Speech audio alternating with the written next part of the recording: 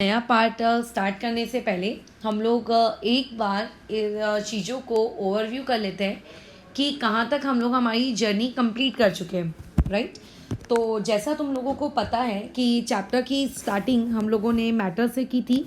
So we talked about matter, right. उसके types पढ़े, उनकी कैटेगरीज पढ़ी, और फिर उसके बाद नेक्स्ट पार्ट में हमने ये सीखा कि किस तरीके से आप मैटर को इंटर कन्वर्ट कर सकते हो अलग अलग प्रोसेस से। एंड कल हमने जो चीज़ सीखी वो एक्चुअल में सीखा था कि इंटर कन्वर्जन करने का लिक्विड से गैसियस स्टेट में बिलो बॉइलिंग पॉइंट एक तरीका और होता है, एंड दैट तरीका इज नोन एज व्हाट, आपका इवेपोरेशन। बराबर, कल हम लोग ये वाला पार्ट पढ़ चुके हैं। अभी आज हम लोग जो चीज़ सीखने जा रहे हैं वो ये है कि ऐसे मतलब कल इवेपोरेशन के साथ साथ हमने एक पार्ट और सीखा था कि ऐसे कौन से फैक्टर्स हैं जो तुम्हारे इस इवेपोरेशन वाली प्रोसेस को क्या करते हैं, इफ़ेक्ट करते हैं। बराबर, जिनमें हम लोग अगर डिस्कस करें तो एक फैक्टर आता है आपका टेम्परेचर, ठीक है। दूसरा फैक्टर जो इसमें आता है वो रहता है सरफेस एरिया। जो तीसरा फैक्टर इसमें रहेगा विंड स्पीड। ये वो तीन फैक्टर्स हैं जो तुम्हारे इवेपोरेशन के रेट को क्या कर देता है, इंक्रीज करता है। यानी कि अगर मतलब आप ये कह सकते हो कि रेट ऑफ इवेपोरेशन इन तीनों फैक्टर्स के साथ डायरेक्टली प्रोपोर्शनल है। अगर ये फैक्टर्स बढ़ेंगे तो आपका रेट ऑफ इवेपोरेशन भी बढ़ेगा, अगर आपका फैक्टर डिक्रीज होगा तो रेट ऑफ इवेपोरेशन भी डिक्रीज होगा। इसके अलावा क्या और कोई फैक्टर्स हैं क्या? Right, we have other factors too, like we have humidity. Humidity is one of the important factor, ठीक है। और उसके बाद जो एक और नेक्स्ट फैक्टर मैंने बताया था वो था आप लोगों का प्रेशर।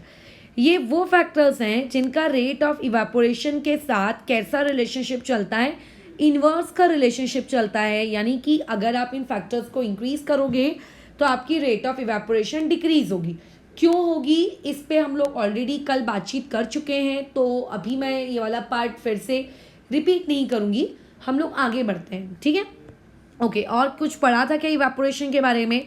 तो हाँ, इवेपोरेशन कैसे होता है ये हमने देखा था। साथ ही साथ में हमने एक चीज़ और देखी थी, वो ये कि इवेपोरेशन आपका एक सरफेस फिनोमेनॉन है। यानी कि आपके पास जो पार्टिकल्स रहते हैं, सरफेस पे रहने वाले जो पार्टिकल्स हैं, ये सरफेस पे रहने वाले पार्टिकल्स क्या करते हैं, इवेपोरेट होते हैं। उसके बाद उनके इवेपोरेट होने के बाद फिर बारी आती है आपके सेकेंड लेयर वाला, फिर फर्स्ट लेयर बन जाता है। सेकेंड लेयर के बाद वो वाली चीज़ आपकी फिर थर्ड लेयर वाली फर्स्ट बन जाती है, एंड सो ऑन। ये प्रोसेस कैसे तुम लोगों की चलती रहती है। बराबर, ओके। तो अब देखो यहाँ पर जो ये प्रोसेस थी हम लोगों की इवेपोरेशन, जिसके बारे में मैं तुम्हें कह रही हूँ कि ये एक सरफेस फिनोमेनॉन है। डन। तो इसमें एक पार्ट ऐसा है जो मैंने तुम्हें कल नहीं बताया था। वो पार्ट ये है कि आपका जो इवेपोरेशन है, ये इवेपोरेशन क्या करता है, एक कूलिंग इफेक्ट प्रोड्यूस करता है, राइट। इवेपोरेशन क्या करता है, कूलिंग इफेक्ट प्रोड्यूस करता है। जैसे हमारे आजू बाजू जो चीज़ें होती हैं, फॉर एग्जांपल हम लोगों के आजू बाजू में क्या है, हम लोगों के आजू बाजू में अगर तुम ऑब्जर्व करोगे तो तुम ये पाओगे कि आपको ये देखने को मिलेगा कि कूलर है, एसी है, पंखा है, जिनका काम क्या है, तुम लोगों के इवेपोरेशन जो मतलब इज़ नॉट इवेपोरेशन, ये ठंडा करते हैं तुम लोगों के रूम को। बराबर, ठीक है। और अगर तुम ये देखोगे कि जो पानी गर्म करने वाला हीटर होता है, इसका काम क्या है, ये पानी गर्म करने वाला हीटर तुम्हारे उस पर्टिकुलर पानी को हीट करता है। तो सबका अपना अपना देखो कोई ना कोई काम है ऑलरेडी। तो वैसे ही जो ये इवेपोरेशन है, इस इवेपोरेशन का भी क्या होता है, काम होता है। क्या काम है इवेपोरेशन का? इवेपोरेशन का काम है cooling effect. Evaporation cooling effect create करता है। किसमें कूलिंग इफेक्ट प्रोड्यूस करता है, क्यों करता है, ठीक है। और क्या इस कूलिंग इफेक्ट से हमें एडवांटेजेस हैं या इस कूलिंग इफेक्ट के हम लोगों के ऊपर डिसएडवांटेजेस हैं, इन सारे टॉपिक पे हम लोग आज बातचीत करेंगे, ठीक है। तो पहले तो हम एक इलस्ट्रेशन से इस पार्ट को समझते हैं करके कि ये चीज़ क्या है एंड किस तरीके से फंक्शन कर रही है। तो तुम इमेजिन करो कि दो लोग हैं। पहले तो एक तुम खुद हो, ठीक है, और उसके बाद मान लेते हैं एक तुम्हारा कोई दोस्त है, ये वाला पार्ट अपन ने रख लिया। अब यहाँ पे जो आपके पास मान लेते हैं पर्सन P1 है, ठीक है, और उसके बाद आपके पास हो तुम खुद यानी कि तुम। अब मैं अगर ऐसा कहूँगी कि तुम्हारे पास, ठीक है, टोटल 20 चॉकलेट्स है। लो मान लेते हैं कि हम लोगों के पास यानी कि तुम्हारे पास टोटल कितनी चॉकलेट्स हैं, 20 चॉकलेट्स हैं।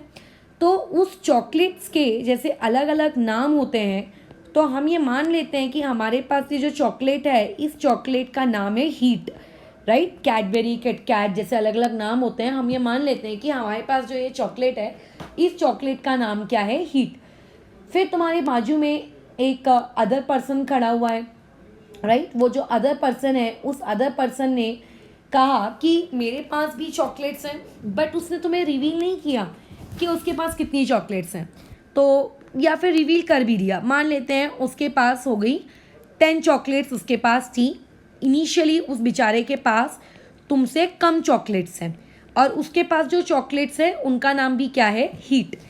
अब होगा क्या, मान लेते हैं कुछ ऐसा हुआ कि तुम्हारे पास की चॉकलेट्स निकल कर ट्रांसफ़र होने लगी किसके पास, जिसके पास कम चॉकलेट्स हैं। तुम्हारी चॉकलेट्स उधर P1 पर्सन के पास जाने लगी। तो कुछ समय बाद तुम ये देखते हो कि उस पर्सन P1 के पास, अब मान लेते हैं नंबर ऑफ चॉकलेट्स हो गई हैं, तुमने 8 चॉकलेट्स उसको दे दी। टोटल कितनी चॉकलेट्स ट्रांसफ़र हो रही है, 8 चॉकलेट्स ट्रांसफ़र हो रही हैं। तो उसके पास, जो कि पहले उसके पास 10 थी, 8 मिलने के बाद अब उसके पास टोटल कितनी चॉकलेट्स हो गई हैं, 18 चॉकलेट्स हो गई हैं। लेकिन जो तुम थे, जिसके पास पहले 20 चॉकलेट्स थी, उसके पास से 8 चॉकलेट्स का क्योंकि नुकसान हो गया, तो तुम्हारे पास अब जो नंबर ऑफ चॉकलेट्स रिमेनिंग बची, वो एक्चुअल में रिमेनिंग चॉकलेट्स कितनी बची, 12। ठीक है। अब यहाँ पे चॉकलेट का मतलब कौन है, हीट है, ठीक है। चॉकलेट का नाम क्या है, यहाँ पे हीट है।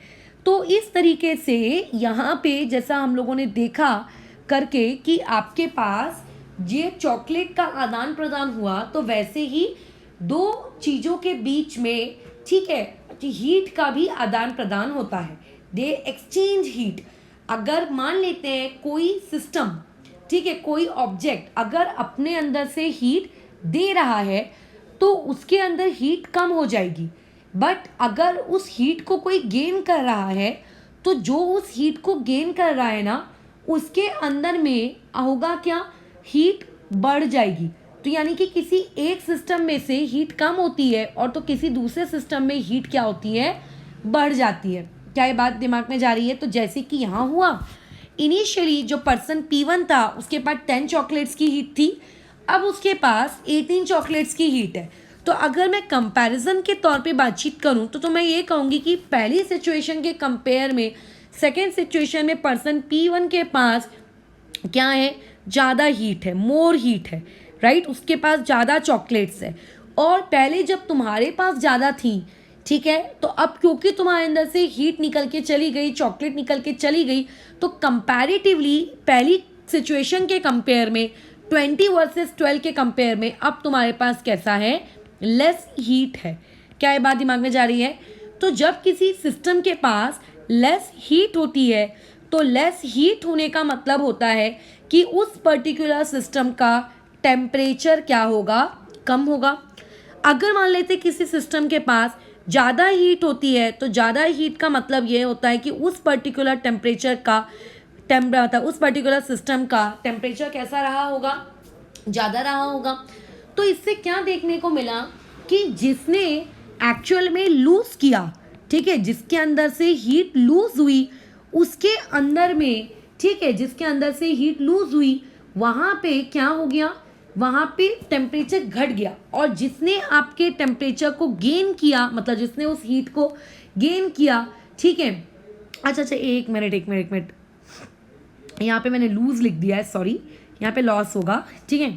तो यहाँ पे जो आप लोगों का, जिस मैंने क्या कह रही हूँ कि यहाँ पे जिसने वो वाली चीज़ क्या की है, गेन की है, उसका टेम्परेचर बढ़ गया, और जिसने उस चीज़ को लॉस किया है, उसका टेम्परेचर क्या हो गया, घट गया। तो यही इवापोरेशन में होता है। इवापोरेशन वाले फिनोमेनॉन के बारे में तो तुम्हें पता है कि सरफेस पे जो पार्टिकल्स होते हैं, जब इनको सफिशिएंट हीट मिल जाती है बिलो देयर बॉइलिंग पॉइंट, तो ऐसे केस में ये लोग क्या होते हैं, अपनी सरफेस को छोड़कर वेपर फॉर्म में चले जाते हैं। बट लिक्विड से वेपर फॉर्म में जाने के लिए, और वो भी बिलो बॉइलिंग पॉइंट, इनको क्या चाहिए होता है, इनको चाहिए होता है कि इन लोगों के पास क्या होनी चाहिए, हीट होनी चाहिए। कोई होना चाहिए जो उनको हीट दे, राइट, कोई होना चाहिए जो उनको हीट सप्लाई करे। तो एक्चुअल में जो सिस्टम इन्हें हीट सप्लाई करता है, जो इवेपोरेशन को होने के लिए हीट देता है, उस देने वाले का खुद का टेम्परेचर क्या हो जाता है, कम, राइट। और क्योंकि आपके जो लिक्विड के पार्टिकल्स जो हीट ले रहे हैं, जो हीट लेने के बाद इवेपोरेट होंगे, उनका टेम्परेचर क्या हो जाता है, बढ़ जाता है।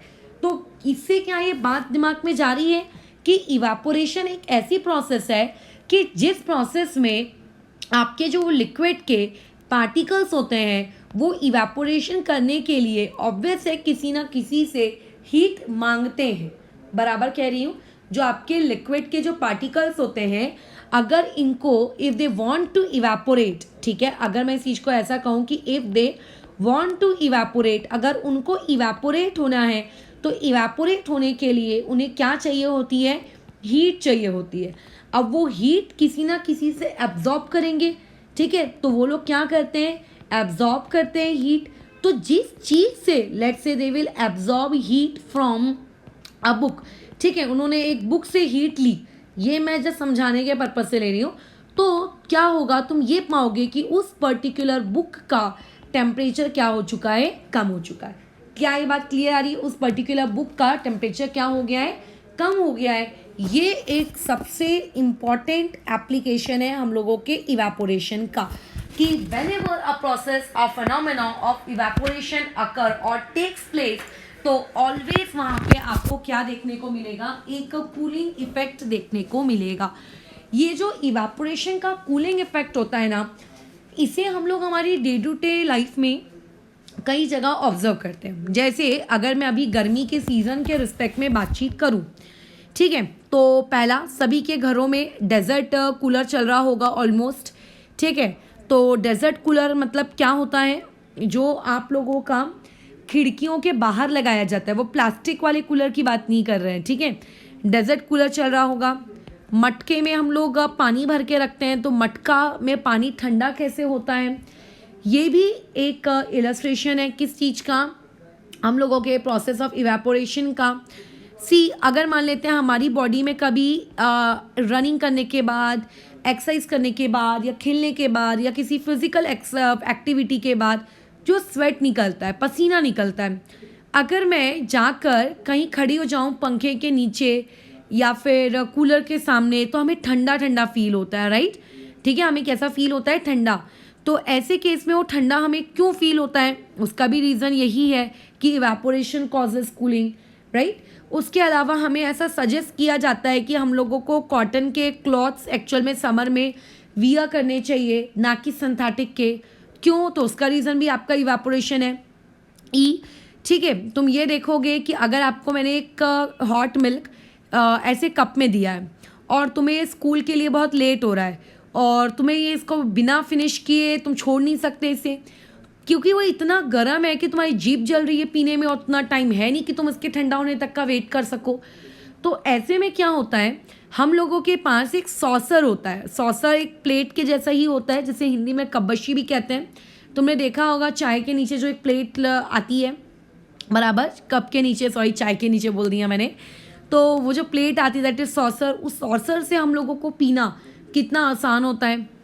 अच्छा, इसके अलावा अपने हाथों के पीछे या हाथों के ऊपर या पैरों पे कहीं पर भी, ठीक है, आप अगर नेल पॉलिश रिमूवर वाली चीज़ ऑलमोस्ट सभी के घर में होती ही है, ठीक है, तो नेल पॉलिश रिमूवर, या फिर क्या कह सकते हो, परफ्यूम की बॉटल, ठीक है, या फिर पेट्रोल, या फिर आप कह सकते हो एसीटोन, या फिर इसके जैसे कोई दूसरे केमिकल्स अगर आप अपने हाथों पे लगाते हो तो आपको वहाँ पे ठंडा ठंडा फील होता है, ठीक है। तो ऐसा क्यों होता है करके, ये भी इसका पूरे इन सारी चीज़ों का रीज़न कौन है, अगेन तुम लोगों का इवेपोरेशन, राइट। तो अब हम लोग एक एक करके यहाँ पर क्या करते हैं, चीज़ों को पढ़ते हैं।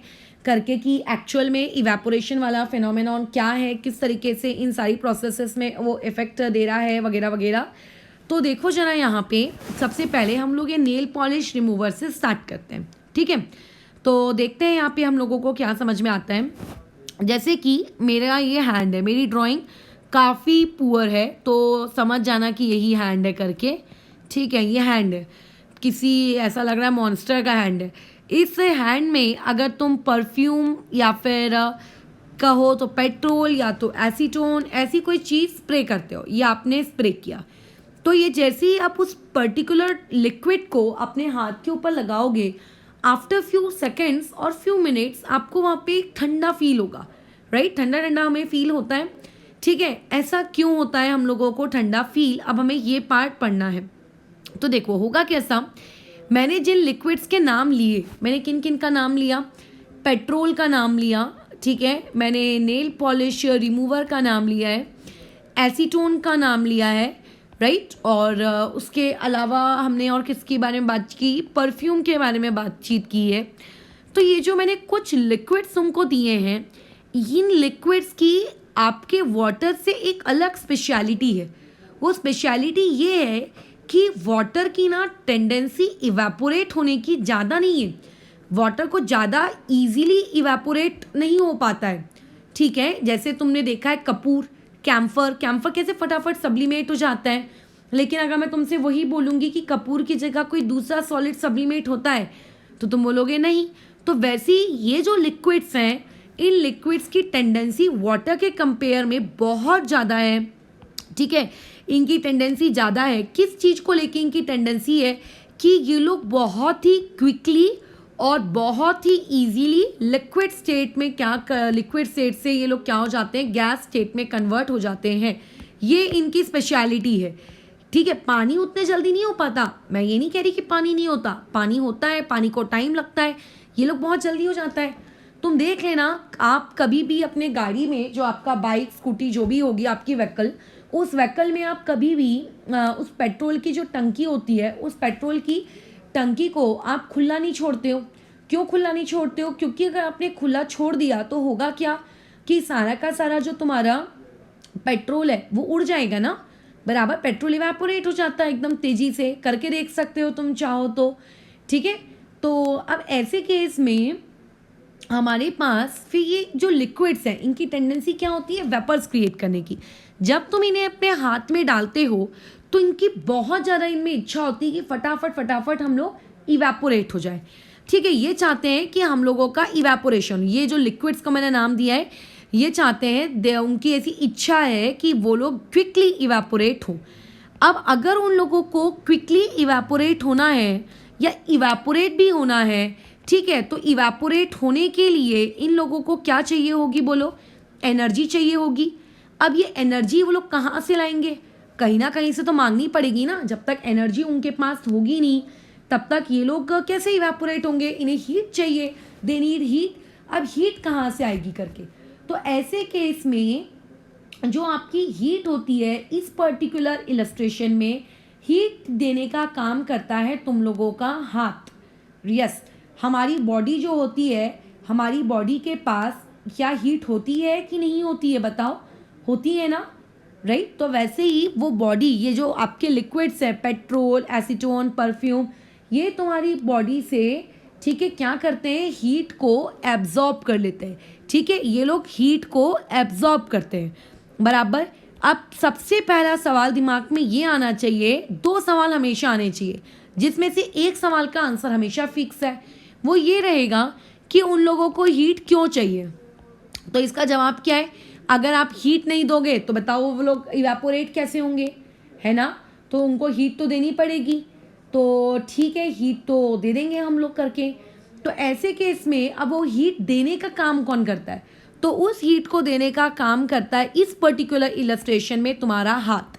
अगर तुमने अपने हाथों में रखा है, पाम में रखा है, तो पाम हीट देगा, ठीक है। अगर तुमने पाँव में रखा है तो तुम्हें पाँव हीट देगा, जो भी हो, बट हीट देने का काम कौन करेगा, तुम्हारा बॉडी पार्ट, राइट। तो तुम्हारे हाथों के अंदर की जो भी हीट होगी वो हीट निकल कर किस में आ जाएगी, आपके इस पर्टिकुलर लिक्विड में। फिर जैसे ही इस लिक्विड की टॉप लेयर को हीट मिलेगी, इसके पार्टिकल्स उस हीट को लेने के बाद क्या करेंगे, इवेपोरेट होकर चले जाएंगे, है ना, यही होगा। लेकिन इस पूरी प्रोसेस में क्या हुआ, इस पूरी प्रोसेस में ये हुआ कि जो तुम्हारा हाथ था, उस हाथ ने अपने अंदर से हीट को क्या किया, बोलो जरा, लूज़ किया, राइट, सही कह रही मैं, उसने अपने अंदर से क्या किया है, हीट को लूज़ किया है। तो अब क्योंकि हम लोगों के हाथों से हीट लूज़ हुई है, तो इसका क्या मतलब है कि हमारे हाथों से हीट लूज़ हुई है, इसका मतलब हमारे हाथों का टेम्परेचर कम हो गया होगा, जैसा मैंने तुम लोगों को ऊपर बताया था। और क्योंकि हम लोगों के हाथों का टेम्परेचर कम हो गया है, इसीलिए हम लोगों को अब कैसा फील होता है बताओ, हम लोगों को फील होता है ठंडा ठंडा सा। तो जब तुम डालोगे इनमें से कोई लिक्विड्स, तो तुम्हें इन लिक्विड्स को डालने के बाद ऐसा फील आएगा कि आप लोगों का जो पाम है या हैंड है, वो आपको ऐसा लगेगा कि कूल हो गया है करके। क्यों? क्योंकि इस पूरे प्रोसेस में हीट भले ही आपके उस पर्टिकुलर लिक्विड ने ली है, बट डी किसने है, हाथ ने। ठीक है, तो ये हो गया हम लोगों का इलस्ट्रेशन नंबर 1, जिसमें हम ये कह सकते हैं कि हाँ, इवेपोरेशन एक कूलिंग फिनोमेना प्रोड्यूस करता है, राइट। तो इस चीज़ का क्वेश्चन ऐसा आता है कि when we put a little amount of perfume और petrol in our palm we feel cold after some times. तो ऐसा क्यों है कि हमें कोल्ड क्यों फील होता है, तो ये उसका रीज़न है कि हमें कोल्ड क्यों फील होता है। ठीक है, आगे बढ़े। ओके, तो लॉजिक देखो सिंपल यही है कि जो हीट लूज़ करेगा वो ठंडा होगा। ठीक है, जिसने हीट लूज़ की वो ठंडा होगा। अब नेक्स्ट इलस्ट्रेशन में हम लोग आ जाते हैं। नेक्स्ट इलस्ट्रेशन हम लोग ले रहे हैं तुम्हारी चाय का, दूध का, कॉफ़ी का, जो तुम पीते हो उसके अकॉर्डिंग वाली चीज़, राइट। तो अब जैसे यहाँ पे हम लोगों ने बात की, ठीक है, आप लोगों के पास एक कप है, इस कप में तुम्हारी मम्मी ने तुम्हें सुबह सुबह एकदम दूध भर के दे दिया, बहुत ही हॉट कंडीशन में इसके अंदर मिल्क भरा हुआ है। अब तुम्हारी स्कूल की बस या फिर वैन या फिर ऑटो, जिससे भी तुम जाते हो, वो आने वाला है, ज़्यादा टाइम तुम लोगों के पास बाकी है नहीं ऐसे केस में, और तुम्हें वो गरम गरम दूध पीना है। अब दूध नहीं पीना जैसा कोई तुम्हारे पास देखो ऑप्शन है नहीं, तो तुम्हें दूध तो पीना ही पीना है, राइट, तुम्हें दूध तो पीना ही पड़ेगा। तो अब ऐसे केस में अब तुम क्या करोगे, तो जो एक स्मार्ट साइंस वाला इंसान होगा वो क्या बोलेगा, अपनी मम्मी से बोलेगा कि मम्मी मुझे सॉसर दे दो। तो जैसे ही उसकी मम्मी उसको सॉसर देगी, सॉसर इन द सेंस आप प्लेट समझ लो, थोड़ी ज़्यादा बड़ी साइज़ की भी नहीं, कप से बड़ी और खाने की प्लेट से छोटी, ठीक है, एक सॉसर हो गया, आपको हिंदी में कब्बशी कहते हैं। वो इस चाय को इस कब्बशी में पोर कर लेगा फटाफट, या उस मिल्क को पोर कर लेगा। तो वो ये देखेगा कि कुछ देर बस उसने पोर किया, और पोर करने के बाद एकदम क्विकली वो इसको फट फट फट सिप करके पी गया। तो एक बात उसे समझ में नहीं आई करके मुझे कि वो इतने आसानी से कैसे सिप करके पी गया करके, राइट। क्यों? कप में पीने में तो दिक्कत हो रही थी, वो नहीं पी पा रहा था करके उसको। तो फिर आखिर वो यहाँ पे सॉसर में कैसे पी गया, कैसे कैसे? द क्वेश्चन हियर इज, वो ये देखता है कि देखो, कोई भी चीज़ वो आसानी से तभी पी सकता है जब वो चीज़ कंपैरेटिवली आपकी ठंडी होगी। मैं बर्फ़ के जैसे ठंडे होने की बात नहीं कर रही हूँ, हाँ, राइट, मैं बर्फ़ के जैसे ठंडे होने की बात नहीं कर रही हूँ, कंपैरेटिवली ठंडी हो गई होगी। तो ऐसे केस में तुम एक बात बताओ कि अगर वो चीज़ कंपैरेटिवली ठंडी है, किसके कंपैरेटिवली ठंडी है, उससे बातचीत करते हैं, कप के कंपैरेटिवली ठंडी है। तो अगर वो चीज़ कप के कंपेयर में कंपैरेटिवली ठंडी है, तो इसका ये मतलब है कि यहाँ पे इवेपोरेशन जो है वो आपका फास्टर हुआ है। मैं ये नहीं कह रही कि कप में इवेपोरेशन नहीं हुआ है। क्यों? कप से कोई दुश्मनी है क्या जो इवेपोरेशन नहीं होगा? कप में भी इवेपोरेशन हुआ होगा, लेकिन कप से ज़्यादा इवेपोरेशन तुम्हारे सॉसर में हुआ है, राइट।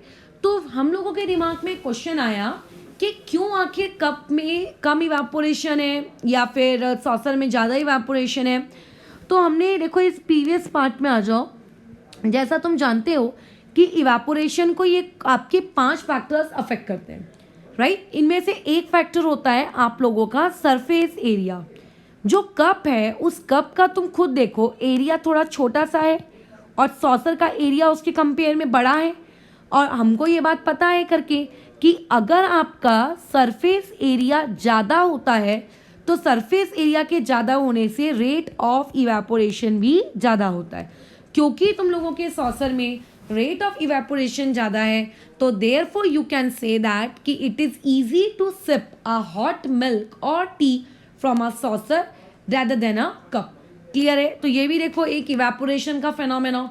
तो ये इंडिकेट करता है कि इवेपोरेशन जितना ज़्यादा होगा, ठीक है, और जितने जल्दी होगा चीज़ें क्या होंगी, उतनी ही ज़्यादा आपकी क्या होंगी, कूल होंगी, उतनी ही ज़्यादा वो क्या होंगी, ठंडी होंगी। क्या ये बात समझ रहे हो? पक्का? ठीक है। तो अब हम लोग बढ़ते हैं हम लोगों के तीसरे इलस्ट्रेशन में। तीसरा इलस्ट्रेशन एक्चुअल में हम लोगों के बॉडी से ही रिलेटेड है, ठीक है। अब बॉडी से जो ये हम लोगों का इलस्ट्रेशन मतलब ये रिलेटेड है, ये हम सभी के साथ होता है। शायद ही देखो कोई एक ऐसा इंसान होगा जिसके साथ ये फिनोमेनॉन नहीं होता है, और ये फिनोमेनॉन है पसीना, स्वेटिंग। अब यहाँ पे मैं एक वर्ड लिख रही हूँ, उस वर्ड को आप याद रखेंगे। अब जैसे जो स्वेटिंग है, इससे ये बात तो समझ में आ जाती है कि पसीना निकल रहा है, राइट। बट कई बार तुम लोगों को स्वेटिंग वर्ड की जगह वहाँ पे एक वर्ड और आ सकता है, और उसका मतलब होगा पर्स्पिरेशन, राइट। वहाँ पे ये वर्ड भी आ सकता है आपके पास, इसका नाम होगा पर्स्पिरेशन। क्लियर है? तो sweating and perspiration both are the same thing, उसमें एज सच कोई डिफरेंस नहीं है, ठीक है। अब देखो होता कैसा है, गर्मियों में हम सभी को पसीना निकलता है, या फिर मान लेते हैं तुम धूप में पैदल चल रहे हो, या तुम एक्सरसाइज कर रहे हो, या खेल रहे हो, या फिर कोई भी एक फिजिकल एक्टिविटी अगर आप कर रहे होते हैं। तो जब हम लोग फिजिकल एक्टिविटी करते हैं, तो उस फिजिकल एक्टिविटी से क्या होता है, हमारी बॉडी में क्या कोई चेंजेस होते हैं? तो हमारी बॉडी में एक बहुत बड़ा चेंज होता है कि फिजिकल एक्टिविटी करने के दौरान या उसके बाद हमारी बॉडी का जो टेम्परेचर है, वो टेम्परेचर क्या हो जाता है, इंक्रीज हो जाता है, राइट। हमारी बॉडी का टेम्परेचर बढ़ जाता है, ठीक है। हमारी बॉडी में ज़्यादा हीट आ जाती है, टेम्परेचर बढ़ गया मतलब हमारी बॉडी में अभी हीट की जो क्वांटिटी है, वो क्वांटिटी क्या हो गई है, इंक्रीज हो गई है। तुम्हारी बॉडी में क्या ये इंक्रीज टेम्परेचर हमारे लिए बेनिफिशियल है? बिल्कुल नहीं। याद करो, जब हमारी बॉडी में बहुत मात्रा में अगर टेम्परेचर बढ़ जाता है तो हमें बुखार आ जाता है ना। किसी को बुखार अच्छा तो लगता नहीं है, अनईजीनेस होती है, बॉडी ऑर्गन्स भी अफेक्ट हो जाते हैं, एक्सेट्रा एक्सेट्रा। तो फिर तो तुम लोग खेलना कूदना भागना दौड़ना फिजिकल एक्टिविटी करना ही बंद कर दोगे क्या, कि इस डर से कि टेम्परेचर बढ़ जाएगा और बुखार आ जाएगा? नहीं, हमारी जो बॉडी है ना, उसका मैकेनिज्म देखो बहुत ही तुम कह सकते हो शानदार है। हमारा जो ब्रेन है, उस ब्रेन में एक ग्लैंड होता है हाइपोथैलेमस। आप 10th में इस बारे में पढ़ेंगे, वो भी डिटेल में उतना तो नहीं पढ़ोगे, बस इतना ही पढ़ोगे जितना मैं अभी बता रही हूँ। ये हाइपोथैलेमस ग्लैंड आपका इतना होशियार ग्लैंड है, ये फटाफट डिटेक्ट कर लेता है करके कि एक्चुअल में आपकी बॉडी का जो टेम्परेचर है वो कम हो गया है कि ज़्यादा हो गया है, ठीक है। हाइपोथैलेमस सब कुछ पता कर लेता है, सब कुछ मतलब सब कुछ। ये मास्टर है एकदम, आपका एकदम मास्टर। ऐसे तुम्हारे टीचर को सब पता चल जाता है, वो टीचर आपके देख के पहचान लेती हैं आपकी आंखें कि उस दिन तुम आंसर लर्न करके आए हो कि नहीं आए हो, क्योंकि ऐसा अक्सर होता है ना करके, ठीक है। कि कई बार मैम पूछ रहे हैं कोई आंसर, कई प्राणी उसमें ऐसे भी होते हैं कि जानबूझ के हाथ उठा लेते हैं कि अरे अब हाथ उठा रहे हैं तो टीचर हमसे तो पूछेगी नहीं करके, है ना। तो एक्चुअल में ऐसा नहीं होता, टीचर तुम्हारी आंखों में देख के बता लेती हैं कि इस पर्सन ने काम किया है नहीं किया, इसको लर्न है कि इसको लर्न नहीं है। तो वैसे ही ना ये तुम्हारा हाइपोथैलेमस है, ये ब्रेन में होता है, ये तुम्हारी बॉडी के सारे इंपॉर्टेंट फंक्शंस ऑलमोस्ट परफॉर्म करता है। तो वैसे ही इस हाइपोथैलेमस नामक जो ये ग्लैंड है, ठीक है, इसका नाम मान लो तुम अभी 9th क्लास में अगर भूल भी गए तो कोई ज़्यादा दुख की बात नहीं रहेगी, ठीक है। ये जो आपके पास हाइपोथैलेमस नामक ग्लैंड है, इसका काम होता है तुम्हारी बॉडी का टेम्परेचर क्या करना, कंट्रोल करना। अगर ज़्यादा हो गया है तो कम करना, और अगर कम हो गया है तो ज़्यादा करना। तो हाइपोथैलेमस क्या देखता है कि आपकी बॉडी का टेम्परेचर बढ़ गया है, ठीक है। तो अगर बॉडी का टेम्परेचर बढ़ गया है तो हाइपोथैलेमस तुरंत क्या करेगा कि ऑर्डर देता है। किसको ऑर्डर देता है? तुम्हारे स्किन के नीचे, ठीक है, जो स्वेट ग्लैंड्स हैं, राइट। आपके स्किन के नीचे में जो स्वेट ग्लैंड्स हैं, राइट। जैसे हमारे मुंह में सलाइवरी ग्लैंड्स होते हैं, बराबर, राइट। सलाइवरी ग्लैंड्स हमारे मुंह में time to time saliva produce करवाते हैं, वैसे स्किन के नीचे होता है स्वेट ग्लैंड। तो ये जो स्वेट ग्लैंड है वो ये देखेगा कि तुम्हारे मुंह में तुम्हारे स्किन के नीचे ये स्वेट रिलीज करता है। स्वेट यानी कि पसीना, ठीक है, हाइपोथैलेमस ने तुरंत आपके स्वेट ग्लैंड को ऑर्डर दिया करके कि तुम्हें स्वेट रिलीज करना है। तो देखो ये अपने अंदर से पानी रिलीज करने लगा। ये देखो कैसे पानी की मूवमेंट ऊपर की तरफ हो रही दिख रहा है। ये धीरे धीरे तुम्हारी पसीना कहाँ तक पहुंच गया, तुम्हारी स्किन तक पहुंच गया। अब ऐसे केस में जब ये पसीना, ठीक है, आपके स्किन तक पहुंच जाता है, तो स्किन के पे जाने के बाद, ठीक है, आप पसीना को अब क्या होना है, क्या करेगा, पसीना वहां जाके बैठ जाएगा क्या? देखो ये तो जितने भी पसीना है, जो वाटर ड्रॉपलेट्स हैं, ये देखो स्किन के ऊपर डिपॉजिट हो गए, यानी कि लोग स्किन की सरफेस पे पहुंच गए। अब यहाँ पे जो ये लोग स्किन की सरफेस पे पहुंच गए हैं, स्किन की सरफेस पे पहुंचने के बाद, ठीक है, इन लोगों में एक प्रोसेस होती है, दैट प्रोसेस हम जानते हैं कौन सी होगी।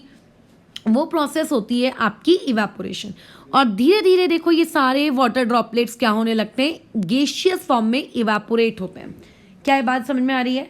लेकिन ये लोग क्यों इवेपोरेट हुए, वो इनके इवेपोरेशन से हमारी बॉडी के टेम्परेचर का क्या रिलेशनशिप, राइट, इनसे हमें क्या मतलब करके, क्यों मतलब ये आपका मतलब क्यों इससे हमारे बॉडी टेम्परेचर कम होगा कि क्या होगा।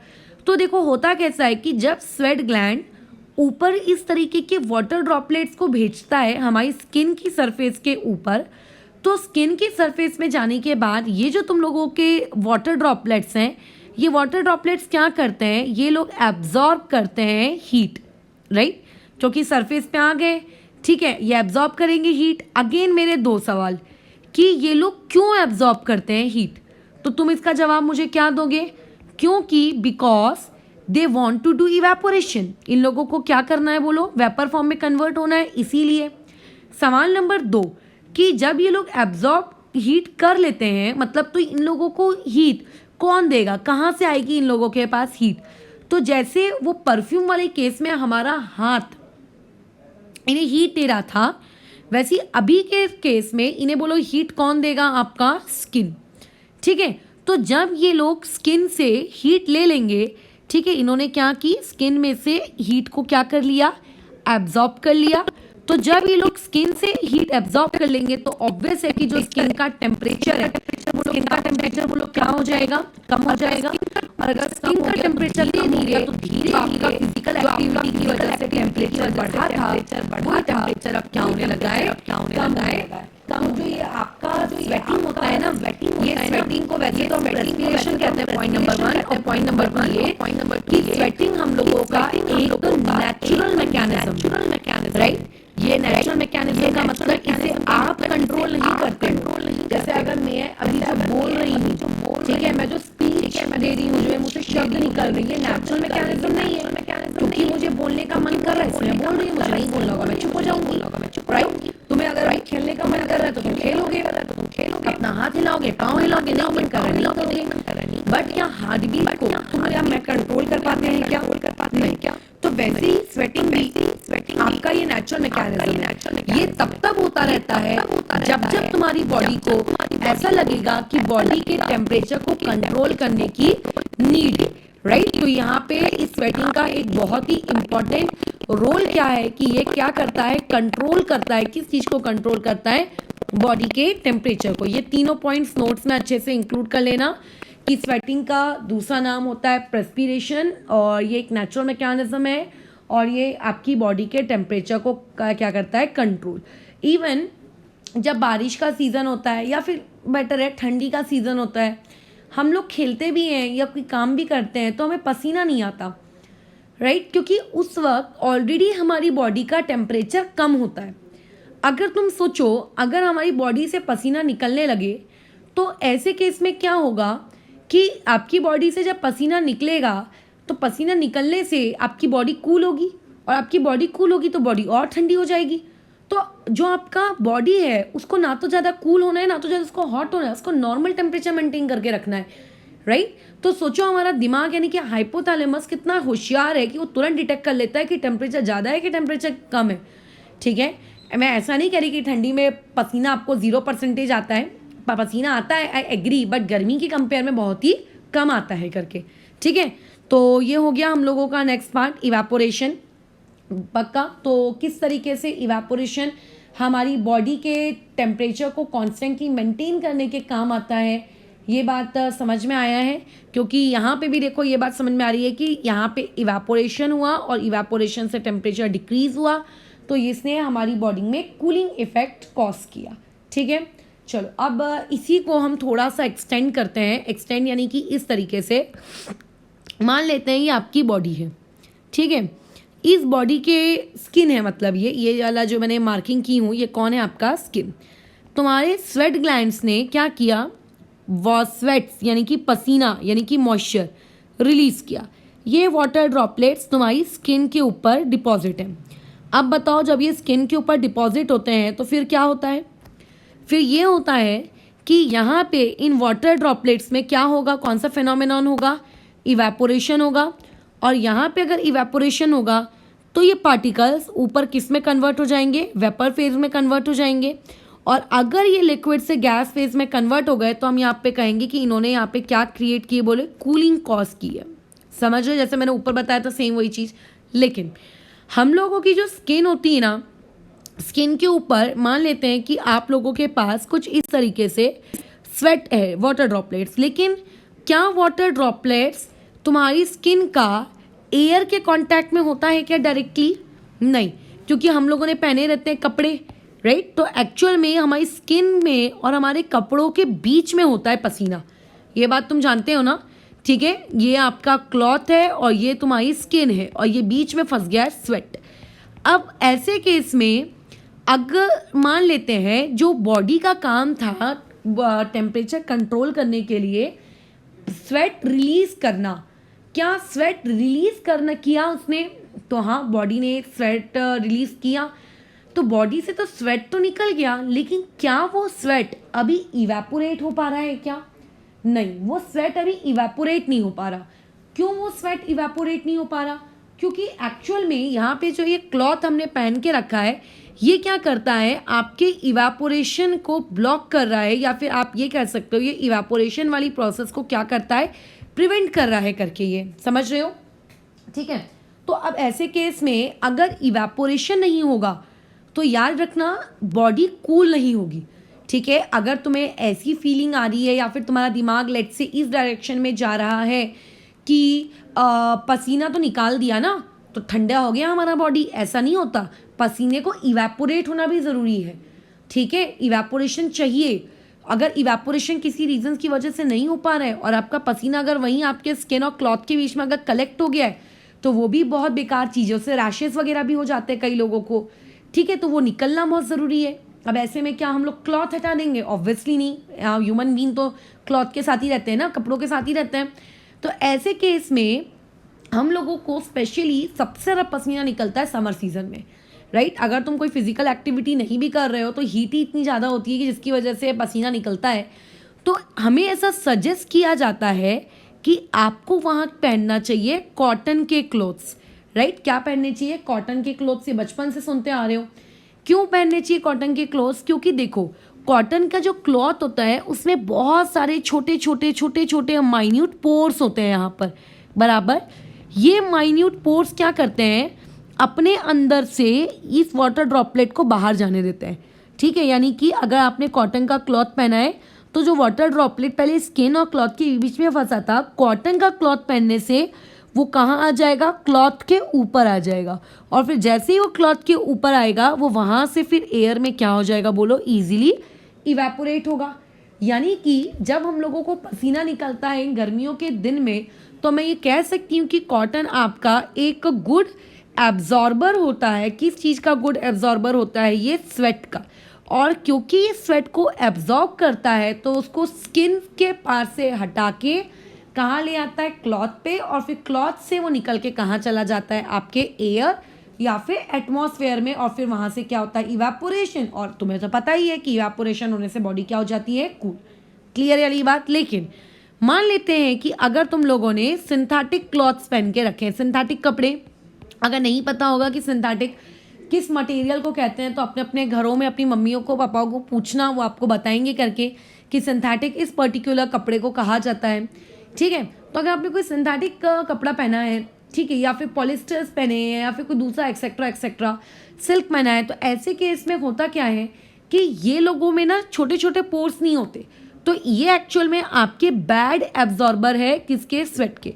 तो ये लोग, मैं ये कह रही हूँ कि ये लोग स्वेट को ले तो आएंगे ऊपर, लेकिन जितना स्वेट नीचे रहेगा ना, सारे स्वेट को ये ऊपर नहीं ला पाते। और ऐसे केस में जब आपका स्वेट ऊपर ही नहीं आएगा, तो जब ये ऊपर ही नहीं आएगा तो ऐसे केस में फिर ये इवेपोरेट ही नहीं होगा, और जब ये इवेपोरेट ही नहीं होगा तो आपकी बॉडी को ठंडक नहीं मिलेगी और आपको अनकंफर्टेबल फील होगा। ठीक है, तो इसीलिए समर में आपको ड्राई, मतलब नॉट ड्राई, आपको कॉटन के कपड़े पहनने चाहिए और साथ ही साथ में आपको सिंथेटिक के कपड़े अवॉइड करने चाहिए करके। ठीक है, रीज़न समझ में आ रहा है क्यों ऐसा मैंने कहा है करके। आगे बढ़ूँ फिर मैं अभी। ठीक है, तो ये हो गया हम लोगों का कौन सा इलस्ट्रेशन नंबर था, ये तीसरा था, और तीसरे में ही हम लोगों ने इसमें कपड़े वाले इलस्ट्रेशन को भी क्लब कर लिया, तो ये हो गया फोर्थ। यहाँ से कैसा गिव रीजन्स क्रिएट होते हैं। ठीक है, यहाँ से क्या क्रिएट होते हैं, गिव रीजन्स क्रिएट होते हैं। वो गिव रीजन्स कुछ इस प्रकार रहते हैं कार से, why it is advise to wear the cotton clothes, ठीक है, in summer season, why we should not wear synthetic clothes in summer season.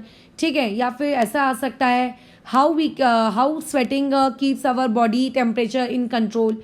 तो ये इस तरीके से आपको ये अगर मतलब समझना रहेगा ना, तो साइंटिफिक लैंग्वेज में उस आंसर को लर्न करके फिर एग्जाम में प्रोड्यूस करने में कैसे आसानी होती है करके।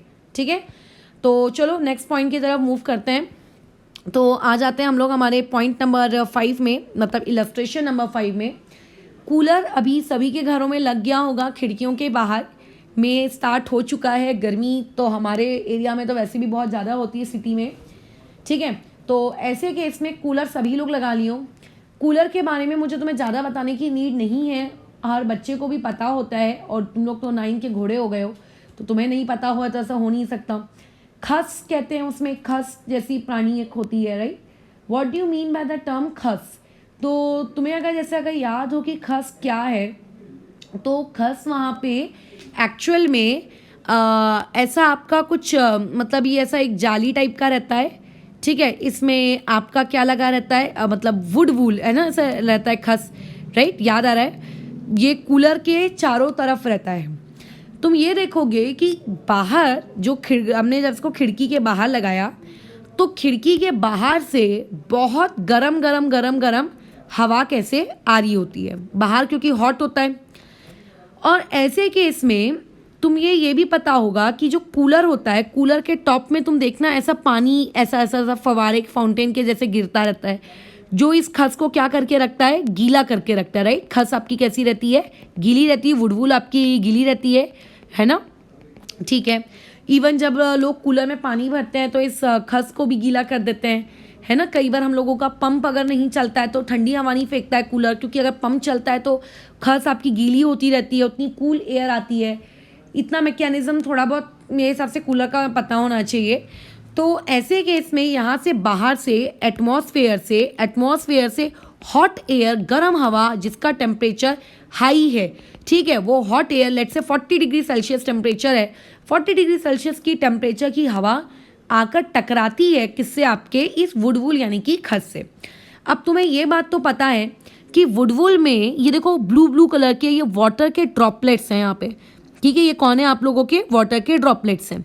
तो जब गर्म हवा उस वाटर के ड्रॉपलेट से आके टकराती है तो होता क्या है कि वाटर का ड्रॉपलेट देखता है, ओह मुझे हीट मिली, ठीक है। तो वाटर का ड्रॉपलेट क्या करता है, फटाफट यहाँ से क्या हो जाता है, इवेपोरेट होने की कोशिश करता है, राइट। वाटर का ड्रॉपलेट क्या हो जाएगा, इवेपोरेट हो जाएगा।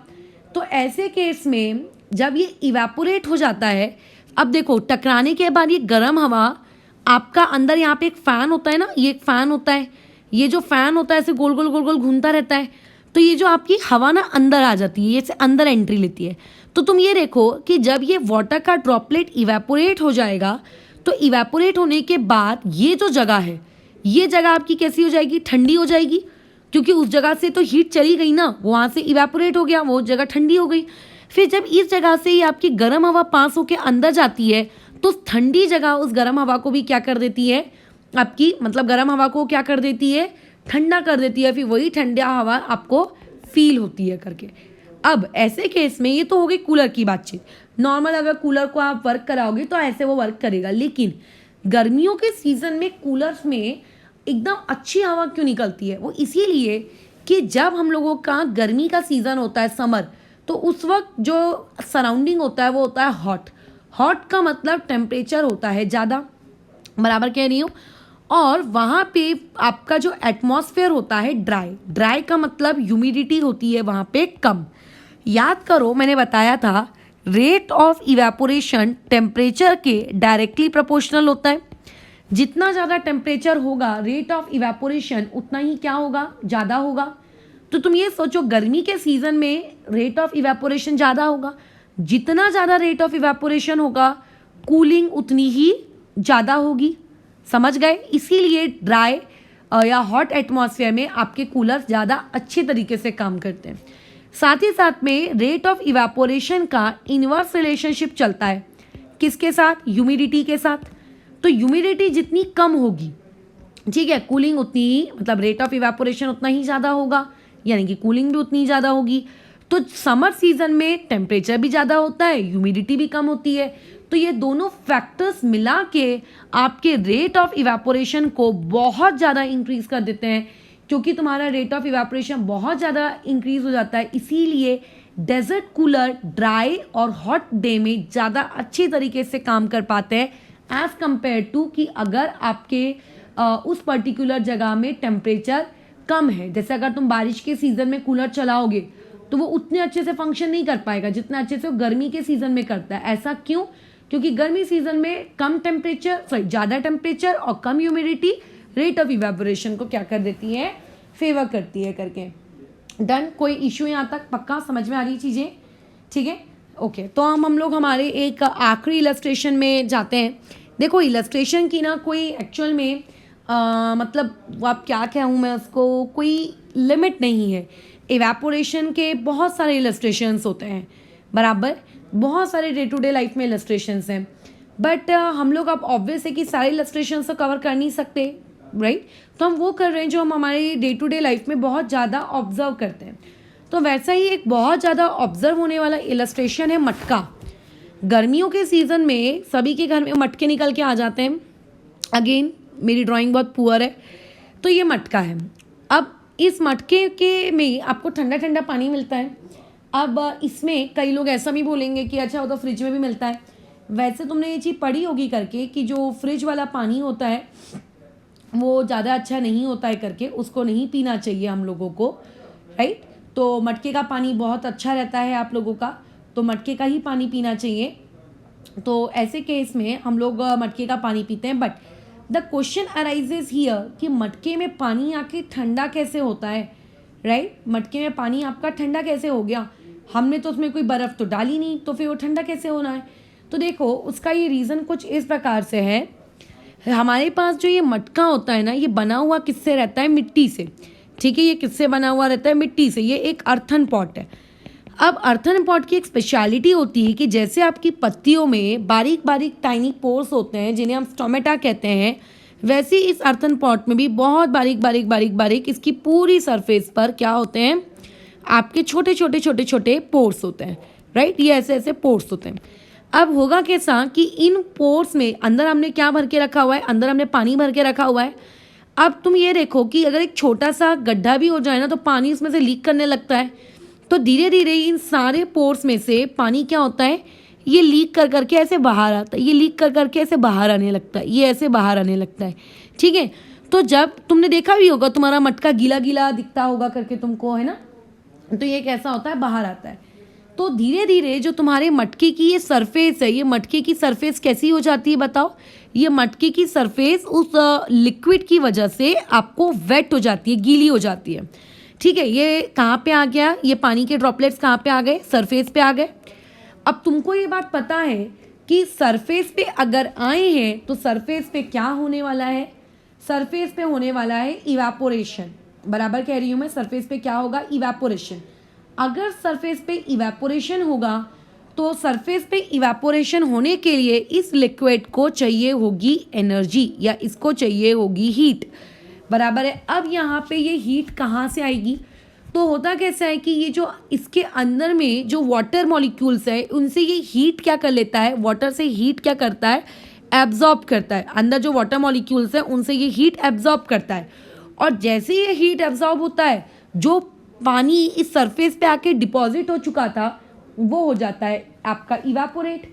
ठीक है, और वो पानी जब इवेपोरेट हो जाता है तो आपको ऐसा मतलब अंदर से किसने हीट, ये अंदर वाले पानी ने अपनी हीट क्या की, लूज़ की।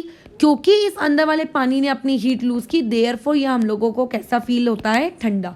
और ये प्रोसेस जितनी बार रिपीट होगी ना, जितनी बार रिपीट होगी का मतलब जितनी बार आपका ये इवेपोरेशन होगा, ठीक है, जितनी बार पार्टिकल्स आपकी सरफेस पे आएंगे उतनी बार क्या होगा, ये वाली जो प्रोसेस है उतना ज़्यादा होने की वजह से आपका मटके का पानी उतना ज़्यादा ठंडा होते जाएगा, राइट। वो क्योंकि पानी से हीट वो क्या कर लेता है, ले लेता है, राइट।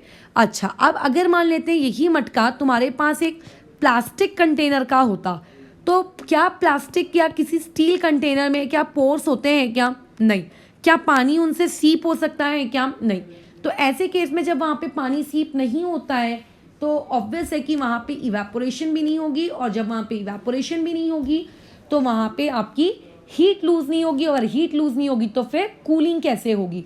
तो ये कुछ एग्जाम्पल्स हैं, ठीक है, जिस एग्जाम्पल से हम लोग ये समझते हैं कि क्यों तुम लोगों का इवेपोरेशन बहुत ज़रूरी है, and day to day life में हम लोग इवेपोरेशन को कहाँ पे देखते हैं करके, ठीक है। और उसके बाद ये इससे हम लोगों का ये पार्ट ख़त्म होता है। अच्छा, इसके अलावा भी एक और चीज़ है, ये इसको भी एक और ले लेते हैं, इलस्ट्रेशन नंबर 7। जैसे अभी शाम होने में आ गई है, ठीक है, 6 बज गए, अभी 6 साढ़े 6 बजे के करीब तुम देखोगे कई लोगों की ऐसी हैबिट होती है अपने घर के सामने में वो लोग पानी छिड़कते हैं, specially in the summer season. तो ऐसा पानी क्यों छिड़का जाता है, क्यों वो लोग वाटर ग्राउंड पे स्प्रिंकल करते हैं अपने घरों के सामने?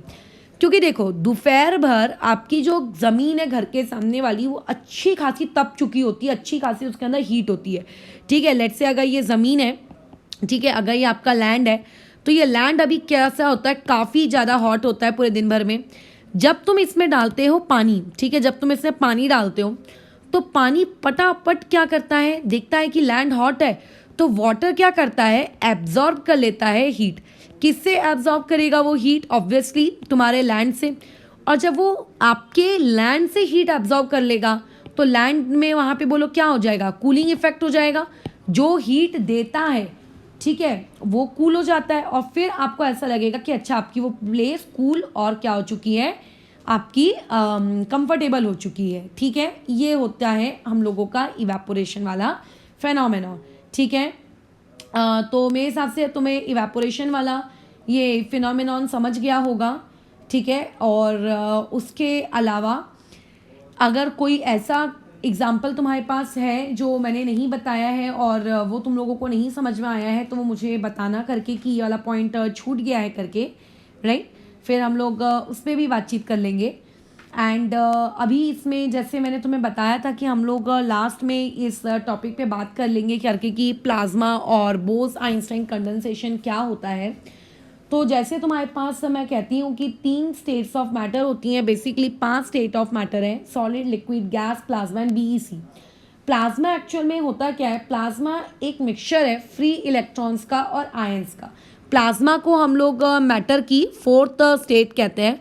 ज़्यादा तुम्हें इसके बारे में जानने की देखो कोई नीड है नहीं, क्योंकि ये तुम्हारे पार्ट नहीं है सिलेबस का, ठीक है। बस जितना पता होना चाहिए वो बता दे रही हूँ। मिक्सचर होता है किस चीज़ का, आपके फ्री इलेक्ट्रॉन्स का, राइट, फ्री इलेक्ट्रॉन्स का एंड आयंस का। ये आयंस क्या होते हैं ये हम लोग सीखेंगे अभी आगे आने वाले केमिस्ट्री में, फ्री इलेक्ट्रॉन्स भी सीखेंगे तो वहाँ पे वाली चीज़ हम पढ़ेंगे, ठीक है। तो इस चीज़ को हम लोग प्लाज्मा कहते हैं, और ये प्लाज्मा आपको देखने को मिलता है स्टार्स में, ठीक है। तो ये वाली जो फिजिकल स्टेट है स्टार्स में, सन में, ठीक है, यहाँ पर। तो अब क्योंकि ये फिजिकल स्टेट हम लोगों के आजू बाजू डे टू डे लाइफ में नहीं है, देयरफॉर हम प्लाज्मा को कहते हैं करके कि ये हमारी मैटर में हम इसे नहीं पढ़ते हैं, ठीक है। लेकिन क्या हम लोग अर्थ में प्लाज्मा क्रिएट नहीं कर सकते? हम लोग कर सकते हैं अर्थ में भी प्लाज्मा क्रिएट, ऐसा नहीं है, बट उसके लिए फिर कुछ कंडीशंस वगैरह देनी पड़ेंगी, तो वो वाला काम हम नहीं करते हैं करके। और उसके बाद होती है आपकी एक 5वीं बोस आइंस्टाइन कंडेंसेशन। ठीक है, अब बोस, क्योंकि इसमें हमारे Indian scientist Satyendra Nath Bose ji involve थे, और क्योंकि इनमें आइंस्टाइन, अल्बर्ट आइंस्टाइन का भी इन्वॉल्वमेंट था, तो इसीलिए इस 5वीं स्टेट को बोस आइंस्टाइन कंडेंसेट कहा जाता है। और कुछ सालों पहले एक्चुअल में आपके कुछ 3 साइंटिस्ट के ग्रुप था यूएसए में, उन्होंने इस स्टेट को अचीव भी करके दिखाया, राइट। और बस यही तुम्हारे बारे में इतनी ही जानकारी काफ़ी है। ठीक है, तो यहाँ पे हम लोगों का ये चैप्टर आज ओवर होता है। एंड कल मैंने जैसा तुम्हें बताया था कि एक टेस्ट के लिए रेडी रहना, तो कल है आप लोगों का मंडे, तो मंडे को शाम 5 बजे अपने टेस्ट के लिए रेडी रहोगे। टॉपिक तुम लोगों को पता है, कोऑर्डिनेट ज्योमेट्री रहेगा, बहुत ही इजी टॉपिक है। ठीक है, तो इस चीज़ के लिए रेडी रहो। एंड ये चैप्टर हमारा फिनिश हो चुका है। इस चैप्टर की आंसर मार्किंग, इसके नोट्स, वो सब मैं तुम्हें दे दूंगी ताकि तुम अपना लर्निंग वाला पार्ट शुरू कर सको। फ्रॉम ट्यूसडे ऑनवर्ड्स हम लोग हमारा केमिस्ट्री का 2nd चैप्टर स्टार्ट करेंगे। केमिस्ट्री का 2nd चैप्टर ऑब्वियसली जैसा मैंने स्टार्टिंग में कहा था कि मैटर वाले ही पार्ट को 2 पार्ट्स होते हैं, एक फिजिकल प्रॉपर्टीज़ और दूसरा होता है chemical property. First chapter physical properties के साथ डील करता है और 2nd चैप्टर केमिकल प्रॉपर्टीज़ के साथ डील करता है, राइट। तो अब हम लोग पहले चैप्टर में फिजिकल प्रॉपर्टीज़ तो फिनिश कर चुके हैं, तो 2nd चैप्टर इस मैटर अराउंड अस प्योर में हम लोग केमिकल प्रॉपर्टीज़ के साथ बातचीत करेंगे करके। डन। तो ऐसे केस में फिर ट्यूसडे से हम लोग हमारा केमिस्ट्री का नेक्स्ट चैप्टर स्टार्ट करेंगे। ये काफ़ी बड़ा है ये वाला चैप्टर, ठीक है, आपके फर्स्ट चैप्टर के जैसा छोटा मोटा नहीं है, ये काफ़ी लेंदी है। और ठीक है, तो फिर यहीं पे आज हम लोग ओवर करते हैं। अगर कोई डाउट्स हैं तो उसको ग्रुप में भेजो, उसमें अपन बातचीत करेंगे करके कि अच्छा ये वाली चीज़ ऐसी कैसे हुई वगैरह वगैरह। ठीक है, ओके, फिर आज के लिए ओवर, कल के टेस्ट के लिए बेस्ट ऑफ लक।